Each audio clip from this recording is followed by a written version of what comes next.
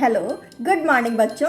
आज की क्लास कक्षा 8 के लिए मैथ से अभ्यास 10 चतुर्भुज की रचनाएं। तो बच्चों, इस वीडियो में हम चतुर्भुज को समझेंगे, वो कितने प्रकार के होते हैं और उनकी कंडीशन क्या होती है। तो चलिए शुरू करते हैं। वीडियो आपके लिए पार्ट 1 के रूप में है। चलिए बच्चों, अभ्यास 10 को समझने से पहले हम विभिन्न प्रकार के चतुर्भुज के बारे में समझ लेते हैं। तो ये आपकी बुक में ही है, इसको आप खोलिए और समझते हैं साथ में। समलंब चतुर्भुज तो वह चतुर्भुज जिसके सम्मुख भुजाओं का एक युग्म समानांतर होता है, अर्थात भुजाओं का ये युग्म और ये युग्म एक दूसरे के समानांतर दूरी पर होंगे। ठीक है, ये इसके समानांतर दूरी पर होगा, ये इसके समानांतर दूरी पर होगा। ठीक है बच्चों। दूसरा है समानांतर चतुर्भुज।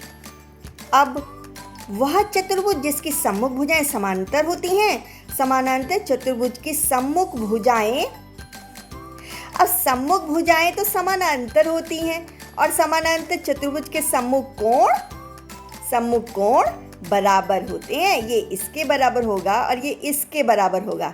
ठीक है। अब समचतुर्भुज वह समानांतर चतुर्भुज जिसकी चारों भुजाएं बराबर होती हैं। समचतुर्भुज के विकर्ण एक दूसरे को मध्य बिंदु पर प्रतिच्छेदित करते हैं। ये एक दूसरे को मध्य बिंदु पर, ये इसके मध्य बिंदु पर प्रतिच्छेदित करता है। ठीक है बच्चों।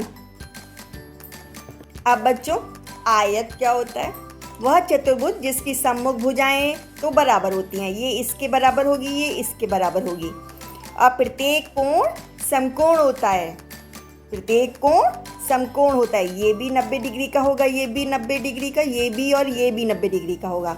आयत के दोनों विकर्ण बराबर होते हैं। ठीक है, ये वाला विकर्ण इस वाले विकर्ण के बराबर होगा। अब बच्चों, वर्ग किसे कहते हैं? वह चतुर्भुज जिसकी चारों भुजाएं बराबर होती हैं। वर्ग का प्रत्येक कोण समकोण होता है या 90 डिग्री का होता है। वर्ग के दोनों विकर्ण बराबर होते हैं। वर्ग के विकर्ण एक दूसरे को समकोण पर समद्विभाजित करते हैं। अब आपको देखने से ही पता चल रहा है ये चारों भुजाएं बराबर हैं, प्रत्येक कोण समकोण है और जब हम इनका विकर्ण खींचेंगे तो वो भी बराबर होंगे और एक दूसरे को समकोण पर समद्विभाजित करेंगे, अर्थात समकोण भी होंगे और मध्य बिंदु पर प्रतिच्छेदित करेंगे। ओके बच्चों। अब बच्चों, उत्तल चतुर्भुज क्या होता है? वह चतुर्भुज जिसके प्रत्येक कोण 180 डिग्री से छोटे होते हैं। क्रमांक 1, 2, 3, 4, 5, 6 में दिए गए चतुर्भुजों में प्रत्येक चतुर्भुज का प्रत्येक कोण 180 डिग्री से छोटा है। अब जैसे बच्चों कि इसके प्रत्येक कोण जो हैं 180 डिग्री से छोटे ही होते हैं और हमने अभी तक जितने भी पढ़े उन सभी का प्रत्येक कोण 180 डिग्री से छोटा होता है। अब है हमारा ये अवतल चतुर्भुज। वह चतुर्भुज जिसका एक कोण 180 डिग्री से बड़ा होता है। क्रमांक 7 में दिया गया चतुर्भुज अवतल चतुर्भुज है जिसका एक कोण D जो है वो 180 डिग्री से बड़ा है। तो जैसे बच्चों, ये वाला जो कोण है वो 180 डिग्री से बड़ा है और बाकी ये वाले कोण और ये वाले कोण 180 डिग्री से छोटे हैं। यही हमारा अवतल चतुर्भुज है। अब बच्चों, अभ्यास 10A को हम पहले समझते हैं और इस चतुर्भुज को हम कंसीडर करते जाएंगे। तो निम्नांकित कथनों में सत्य और असत्य कथनों को बताइए। पहला है, चतुर्भुज में 2 विकर्ण होते हैं। विकर्ण मतलब होता है कोणों को मिला देना। ठीक है, तो 2 ही विकर्ण होंगे, तीसरा हो ही नहीं सकता, अर्थात ये सत्य है। चतुर्भुज की चारों भुजाएं सदैव बराबर होती हैं। तो ये तो सत्य नहीं है, क्योंकि ये वर्ग है तो बराबर है।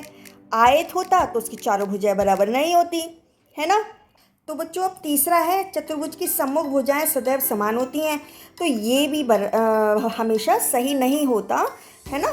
ये हम अवतल या उत्तल चतुर्भुज में देख सकते हैं। तो ये बात सदैव समान नहीं होती है, तो असत्य है। चौथा है, वर्ग वह समचतुर्भुज है जिसके चारों कोण समकोण होते हैं।